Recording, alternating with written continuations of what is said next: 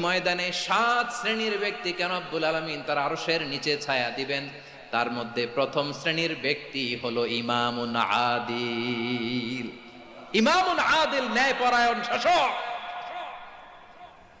যে ইনসাফের সাথে বিচার করে, যে জাস্টিস সমাজে সার্ভ করে, যে সুশাসন নিশ্চিত করে, ওই ইমামুন আদিল। আদিল শব্দটা বুঝছেন না? ইন্নাল্লাহা ইয়া'মুরু বিল আদল।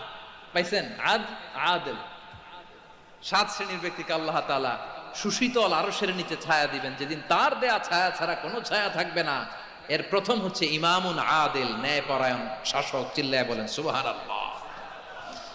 আবার বিশ্বনবী বললেন, ইন্নাল মুকসিতিনা ইনদাল্লাহি আলা মানাবিরা মিন নূর আন ইয়ামিনির রহমান। কিয়ামতের দিন যারা ন্যায়পরায়ণ হিসেবে আল্লাহর সামনে দাঁড়াবে, কিয়ামতের দিন রব্বুল আলামিন তার আরশের ডান দিকে ওই ন্যায়পরায়ণ